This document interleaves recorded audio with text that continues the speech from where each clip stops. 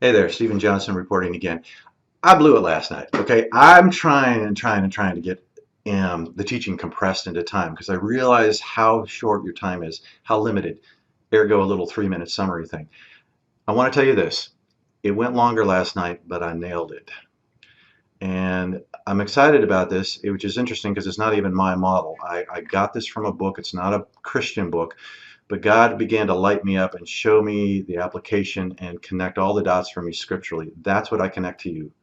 And I'm seeing this play out in my life. I'm seeing it play out in the life of the church. I'm seeing it play out in the nation. And the bottom line is this. There's two kind of, if you will, triangles of dynamics that go on and how we're trying to move forward. One is like a victim triangle with a victim, with a persecutor, and a rescuer. And there's all sorts of ways that we find ourselves in that. And then there's another one that God wants to move us in where we are co-creators with him. And there's dealing with challenges, the challengers, and also with the coaching aspect rather than the rescuing. All of that's going to be a little bit strange to you. That's okay. I want to just wet your whistle so you'll go to this. Will you trust me, please, when I say this? And I haven't said this before. You need to hear this teaching. I don't know that it's the best one out there, but it's what I got. And it connects the dots. Israel was stuck in a victim mindset when they left Israel.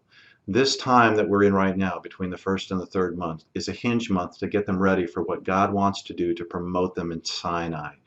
But they wouldn't deal with it. They wouldn't get broken free of that. So they stay in that victim mindset. So they repel against the voice of God and they rebel when the word comes down. We don't want to be there. The disciples were in the same boat. The disciples were completely confused, and Jesus is raised, great, but they're still traumatized by what happened with the crucifixion and all. So every time he runs into them again, he drops in on them, they're behind closed doors, locked, or they're out fishing. They haven't got it yet.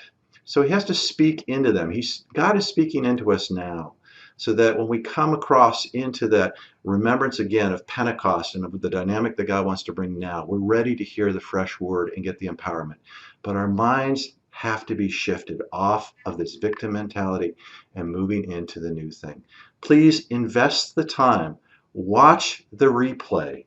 This is an investment in yourself, in those that you know. It will affect you. Buy the book. It's not even my book. I'll reference the book on there. Get on Amazon and get it. It's not a hard book to read. It's a light principles kind of thing. It's a parable, if you will. So it's easy to grasp, easy to hand it on to somebody else. We have to get this. It's biblical truth packaged up in just a normal kind of whatever, generic wrapping. It's well done, but get this message, get this word, and let's move forward.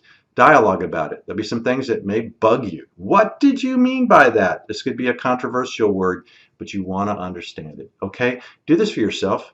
Do it for other people. Do it for me, because I need to make sure you're not enabling me whenever I get into any victim stuff. I need you to be coaching. I need you to be challenging me. I need to be the kind of co-creator that God's called all of us to be so we can advance forward into the new thing that he's doing.